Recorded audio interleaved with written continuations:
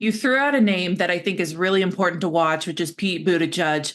There's so much talk about VP candidates for the VP. Hmm. And I think you and I live in Iowa. We saw Pete Buttigieg, people caucus for him and whatnot. And it was kind of strange how he was polling pretty far ahead. And then I remember being in the newsroom when it happened that we were going to have this big convention downtown Des Moines where a bunch of candidates could talk. And he was supposed to speak. And just before the convention, he dropped out. He announced he dropped out. And it was kind of wild because he was already polling far ahead. So we kind of all assumed that had to do with maybe campaign funds, wasn't making enough money to make it to the other states. So from that experience, I think we've watched there is interest in Pete Buttigieg in Hmm. an official office of some capacity. Now, he has not necessarily been elected. He is in Department of Transportation right now, and that was selected by Biden. But what are his chances? Who are you looking at VP candidates here? Because there's kind of a roster of people. Yeah, Pete Buttigieg is on a lot of people's tongue for that possible nomination as vice president.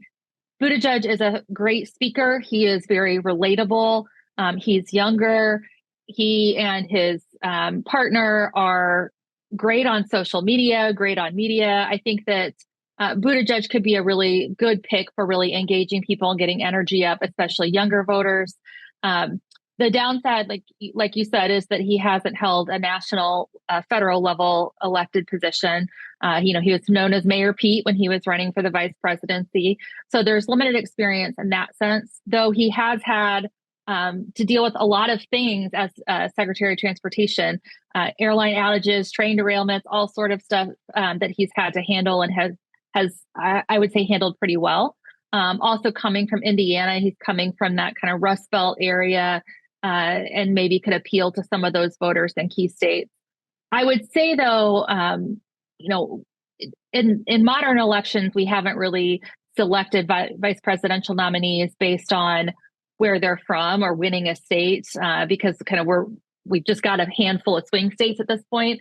However, Pennsylvania Governor Josh Shapiro is pretty popular in Pennsylvania. Obviously, if you remember back to 2020, Pennsylvania was one of those states that we were waiting to hear a final decision on. So if someone like him could bring a state like Pennsylvania firmly into the Democratic column, that would be a huge win. Mark Kelly in Arizona is another one I've heard people mention.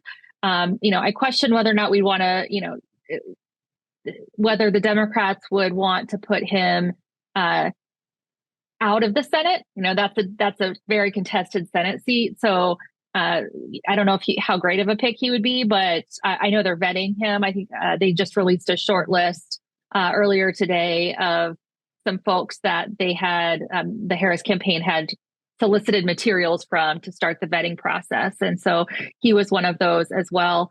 And then we have the Kentucky governor, someone else, though I don't think we're going to turn Kentucky blue. So he's a younger, very dynamic speaker, but not probably not going to deliver that home state, but maybe could appeal to some white working class voters in the middle of the country.